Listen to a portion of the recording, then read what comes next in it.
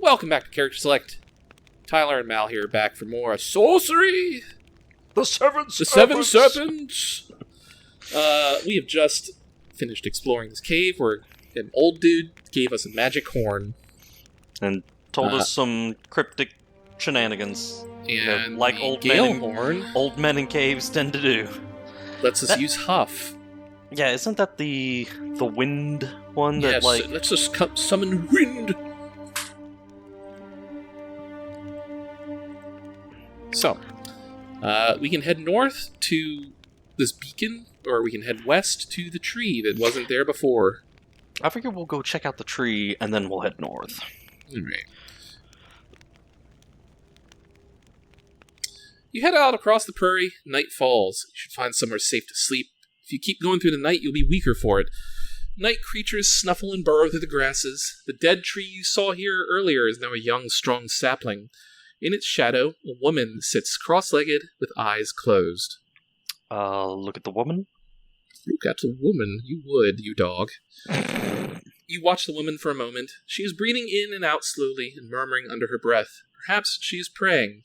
Around her neck she wears what looks like a giant's tooth on a leather string. A fleet of long, thin birds swoop and career overhead, snatching flies in the chill air.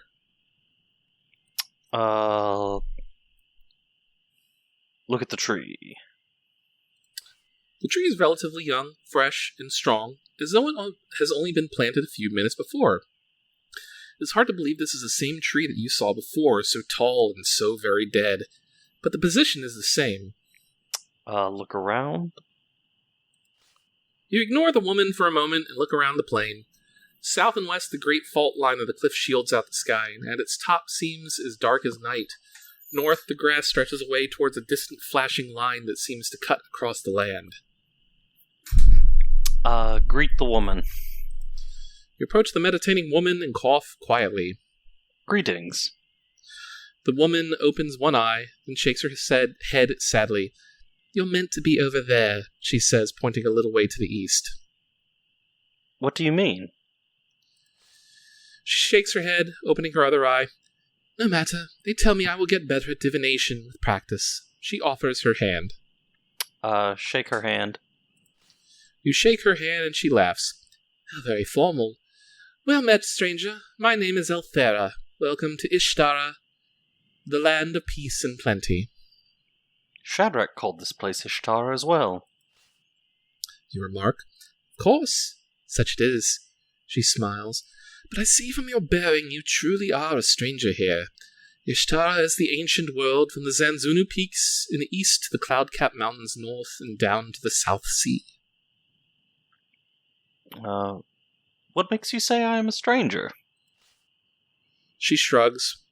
You carry a weapon. But in Ishtara there is nothing to fear. She nods politely. Will you sit with me for a while? Sit with her. You sit down on the long grass opposite her. She smiles at you. I need to practice my third eye, she says, tapping what appears to be a small gem stuck to her forehead. Perhaps we could play. And reaching into a pocket, she produces a handful of small stones. Swindle stones? You ask. She looks amused. Swindle stones? My teacher has used that name before, but that is not what we call them here. They are mind stones. I try to read your thoughts as you try to read mine. Will you play? So what is... I'm assuming one of the spells is telepath. Well, we can't check. Oh, yeah. You begin to cast upwards to the stars when Althera catches your arm. Please, this is not a game of magic, but a game of inner sense. She taps the center of her forehead. But you can read minds. You observe. She shakes her head. No, I am learning. The sense is weak with me. Please, help me practice. Go ahead and play. Sure. It's been a hot minute since we've done Swindle Stones. I can't remember how we do this. Thank you. You will find me a serviceable opponent, I hope. Althera counts out 4 dice each and waves at you to bid.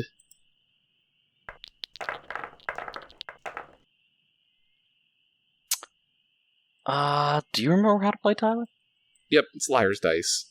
When I came this way earlier, it was a wasteland. 1 3.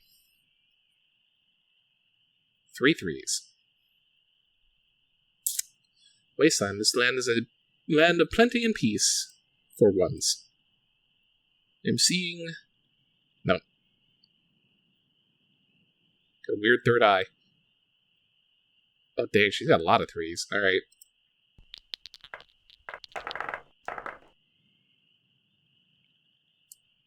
Your mind is very confusing. I should be able to see clearly into it, but I can't.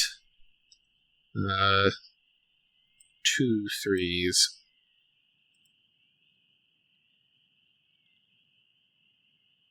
2 5s. 4s. 3 4s. Alright, I'm gonna say no, you don't have 3 4s. I will call you. Get dunked on, nerd.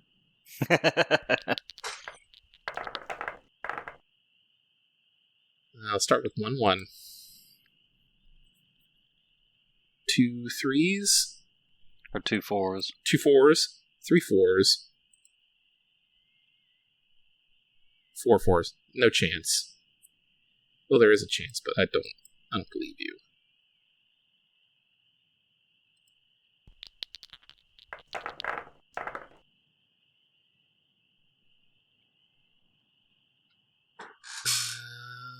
We'll do 3 3s.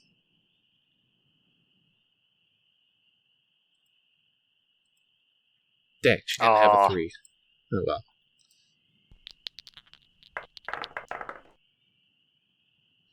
One 1. 2 1s. I don't believe you have 2 1s. You do have 2 1s, okay. Holy damn. Very well.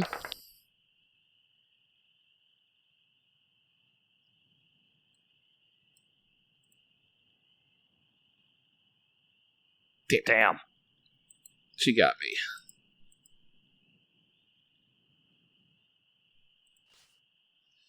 That's the game, Althera says. You lose. Althera laughs with pleasure. Your mind is so open and easy to read, she exclaims without tact. Please, will you play again? I wonder, if we do these games, does it doesn't waste any time, like progress time or do anything? You don't have to worry about time. Okay. Yeah, I mean, if you want to play again, go for it. Alright. We'll do this again. I'd like to see if we get anything for winning. Oh my goodness, okay. How about 1 1? Let's start low. 1 3? Okay. About 2 3s. 3 1s? Sure, how about 4 1s? 5 1s? Oh my goodness. I'm gonna call that one. Damn. There were 5 1s. Alright. How about 4 2s? Haha.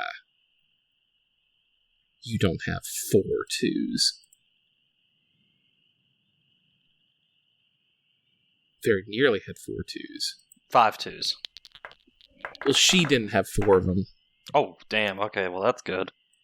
I'll bid 1 4.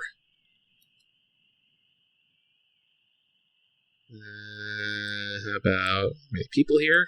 3 4s? 4 4s? 5 4s.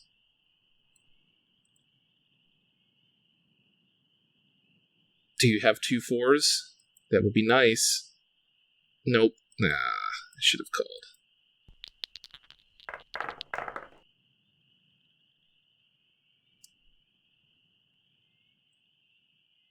How about 3 2s?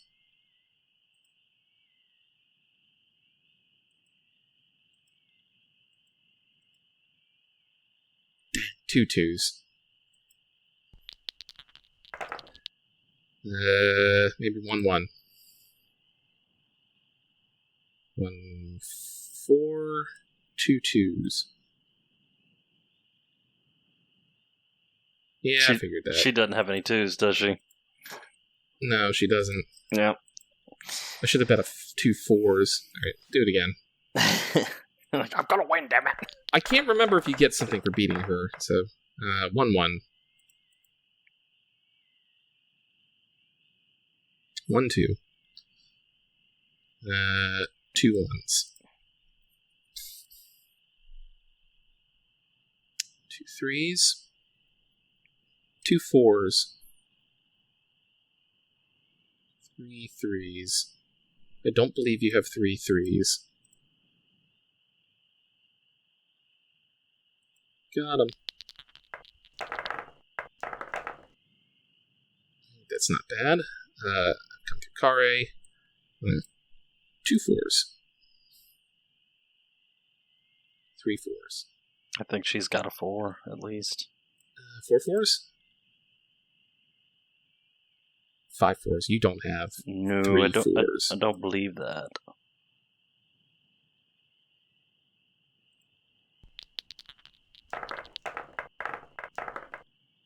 Right. 1-1. 2 2s.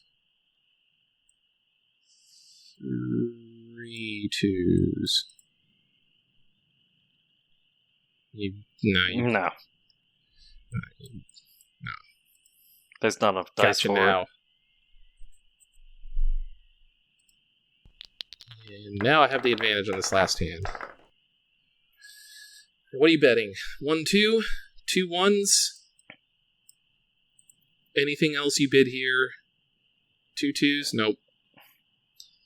I'm afraid I call Yahtzee. Huzzah! Alright. Oh, you're challenging mine. Look, your line is this one. I win, don't I? Althera laughs. You're a challenging mind, she declares. May we play again? I think No we more. played enough. No. You No reply, more. shaking your head. I'm growing tired. She nods, gathering up the dice, and drops them into your palm. Here, take these, she declares. You will have better use of them than I. I foresee as much. Well, if she insists, go ahead and take them then. You thank her and drop the dice into your pack. She nods and gets to her feet. I must be going, she says. Travel well. Come and visit me if you will. She waves in the direction of the cliff you came down when you entered the backlands, but quite why is not clear. Then she hurries away. It is nighttime, so I guess we will rest here.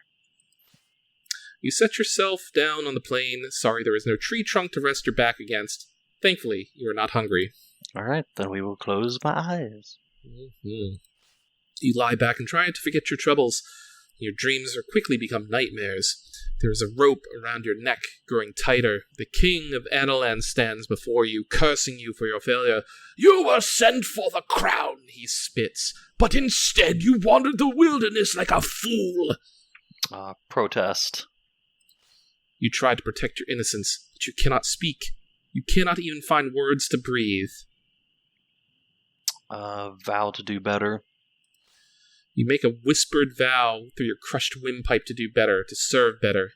But with the words comes the crushing sense that you cannot hope to succeed. You know it, and so does the king, and the rope around your neck tightens and begins to grow thicker, until it's like an arm crooked at your throat. Your eyes flick open. A despair snake is wrapped around your throat, breathing its miserable breath into your eyes. Cast a spell. What have I got?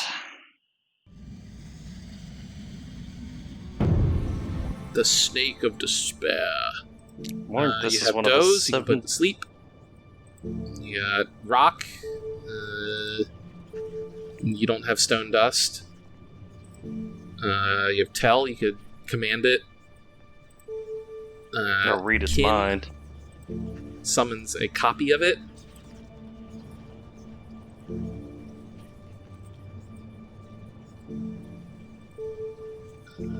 Doze makes it slow, so... And What would you like to do? What's the H begin with? Hot, Fireball. Well, it's wrapped around my neck, so I don't think... I shot a fireball at my face! I didn't ask how far away the snake was. I said I cast fire. I guess we'll hit it with a doze, and then we'll initiate combat. Slow it down. Looking to the stars, you craft the magic, and the moment the spell takes effect, the serpent begins to slow down to a fraction of its previous speed. You draw your snake. The snake leaps back from you, baring its fangs. I draw my snake? No, I draw my sword. You draw your snake sword. We can just start cutting.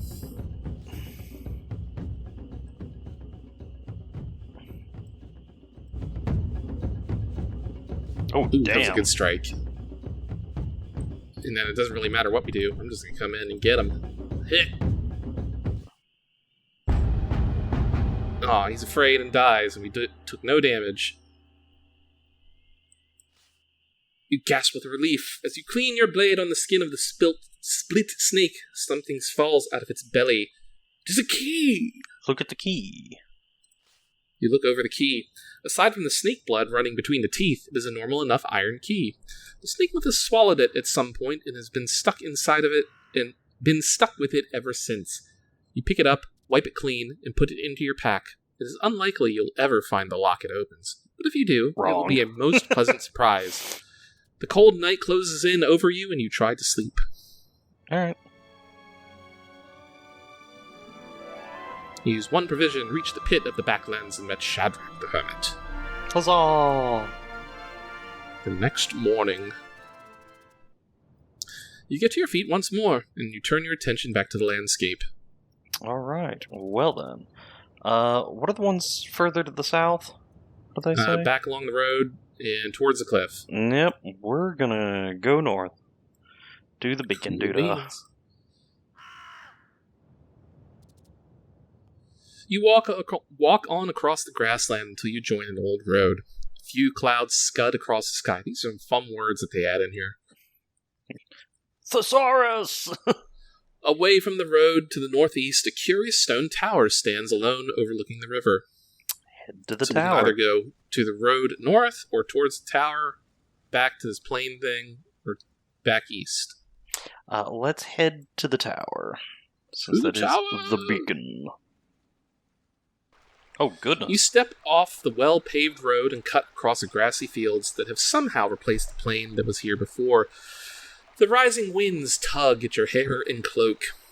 You reach the shadow of the tower, Shadrach called the Beacon. Its sides are too smooth to be natural, and yet there are no stones or brickwork. It's like a gigantic game piece, carved from a single block of stone. Thick gripweed curls up and around the tower like wool around a bobbin. Beyond it, a river rushes past. Goodness me. Alright. Look for a door in the tower. You walk a full circuit of the tower, hoping to find a doorway, but there's nothing to see. The tower's sides are made of solid stone, if indeed it is a tower. From the very top, something metal glints in the sunshine. Look at the glint. Craning your neck and squinting against the sun, you try to make out what the gleam is. Some kind of brass fitting seems to jut out over the side.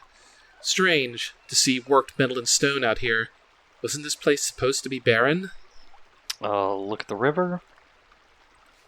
You pause for a while, watching the river rushing past. The sound is calming, even though it is on the far side that the plains continue, and somehow you must cross. Tug the gripweed. You give the gripweed shoots a sharp tug. The plant is tough as rope, and seems to be firmly anchored into the stone of the tower. We will move on or climb up. The weed seems to grow all the way to the top. Let's go to climb the gripweed. Quickly, you grab the gripweed and scramble up at the outside of the tower. The roots of the thick plant offer plenty of footholds, and the ascent is easy enough. Soon you are hauling yourself over the battlements and onto the top of the tower. You stand atop the tower. The wind across the prairie whips at your hood, and the ground seems like an endless green sea far below. But the top is not empty. Indeed, there is barely room to stand. Most of the floor space is taken up by a large brass contraption that has been built into the middle of the roof. Look at the view. From here, you can see all the way from the low mountains in the east to the cliff face that curves around to the south and west, and the rushing river that splits the land to the north. Look towards the mountains. Looking away into the mountains, they rise suddenly and steeply, blocking the view beyond. Dark winged shapes circle their highest peaks. More nighthawks, perhaps, or worse. But their slopes are partially wooded, with grass around the double spike of Fishtail Rock. Look at the cliff. You look back at the cliff face down which you came. For a moment, you seem to see a line of steps leading down the slope past a dark smudge. This is the cave mouth you saw earlier. For a moment, the mountains to the east seemed to spring into thick woodland, as though a dusty cloud had lifted, revealing a forest below. Then the moment passes once more. Look at the plains. The plains around the rock are green and pleasant, but that greenery ends abruptly in dust on all sides. The effect is like a square of moonlight on a dark floor, or a lonely rock rising from the surface of a stagnant lake. You turn your attention away from the view. Birds wheel and tumble in the air a short distance away. Look at the contraption on the tower. This tower was clearly built to house the brass contraption in the center of the turret. You look it over with curious interest.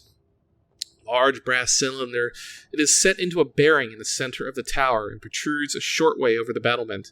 It's rather like one of the Chief Mage's telescopes. Why would anyone set such a complex device out here in the waste? Look through it. You crouch to look through the cylinder, but find you cannot, as it has no eyepiece. The near end disappears unbroken into the brass mounting of the device. The bearing underneath the cylinder looks as though it might allow the contraption to move. Furthermore, set into the central dome is an impressive-looking blue crystal. Look at the crystal. Mm-hmm. The blue crystal is not a gem you recognize. It pulses with a small interior glow, as though something lived inside. What spells have we got?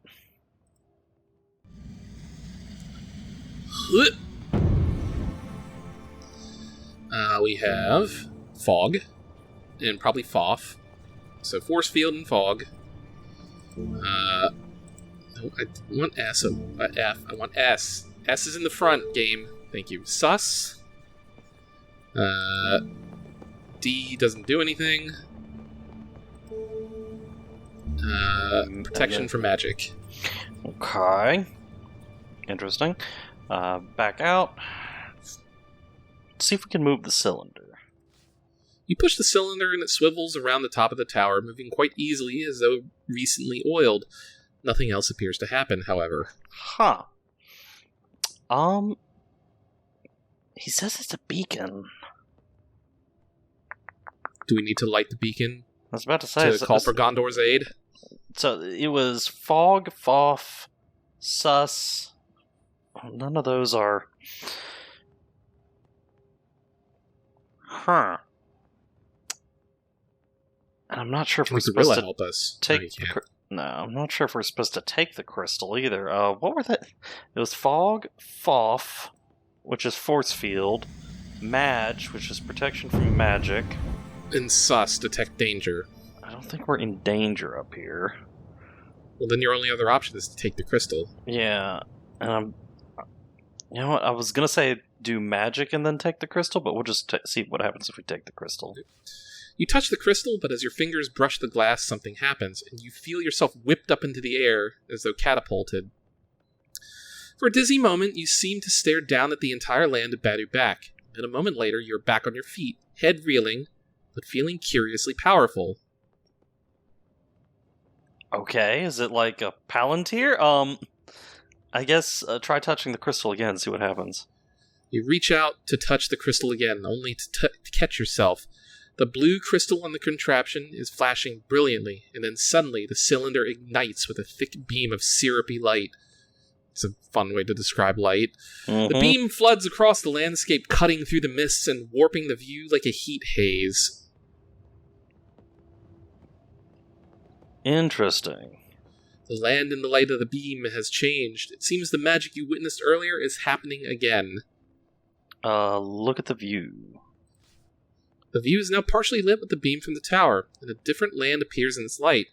Birds fly, and gentle wind stirs pollen in a haze. Look at the beam. Careful not to touch the light, you examine the beam. It seems to come into focus a few cubits from the edge of the tower, then floods outward, changing the very color of the air as it goes. On the ground, you see dusty sand beneath its light, grass growing on either side. This must be the beacon that Shadrach mentioned. Okay, so I guess adjust the beam? Whee! Okay, cool. So you can use this to... Interesting. So you can use it to do timey-wimey bullshit. Yeah, look, you can. There's like a swamp of sadness down there. And there's like a bridge that you can like reform. That's like reconnected. So I'm assuming, though, we want to... And then, like, so there's that cave they're talking about. Oh, look. So okay, turn to the left. I see. So the stairs are destroyed, but as soon as you put the light on it, everything's back to normal. Yeah. That's cool. Oh, wow. So we've got and I'm assuming we can come back and adjust the beam again, because so that's how we complete the bridge. Oh, shit, how do you... Because there's the next beacon right there. We kind of... Okay, so that would be the angle we would want, right? So you want to put it, like, right... A little more. A little more. We had it a second ago.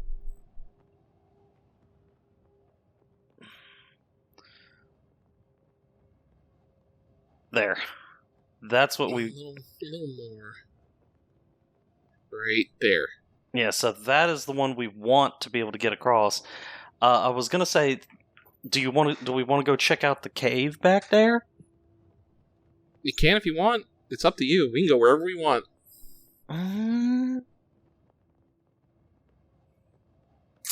You're the adventurer here. You tell me what you want to do.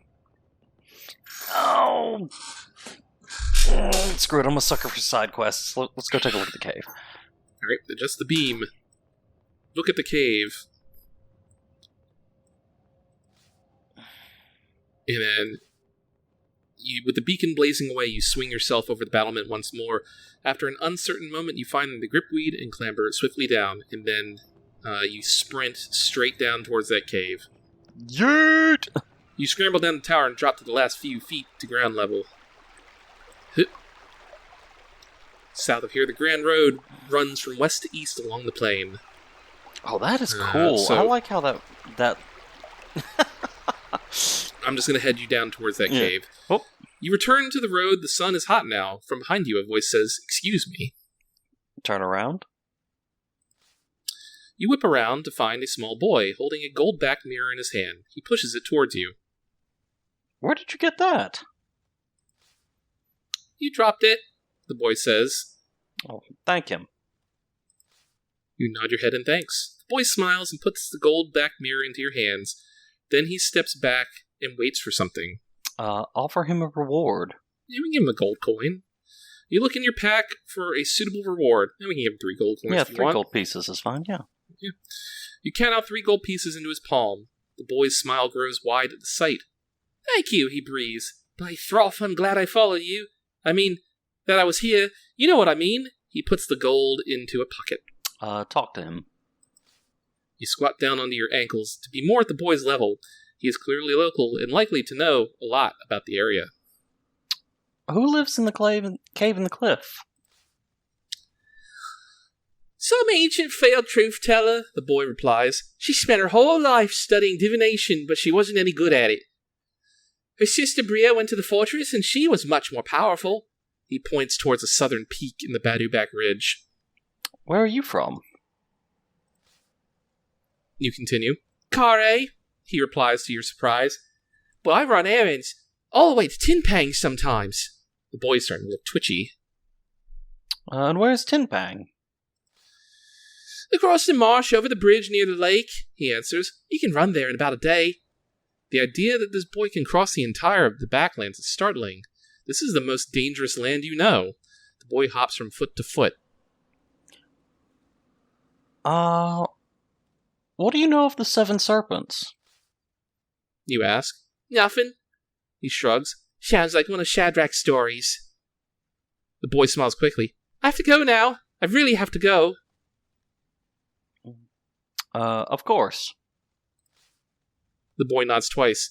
With a final nod, he in the other direction along the road. It's only later you realize he somehow swiped the cloth skull cap from your pack. Alright. Nope. Do you want to rewind that? I'm going to rewind that because that thing is very useful and I'm not going to have that taken away.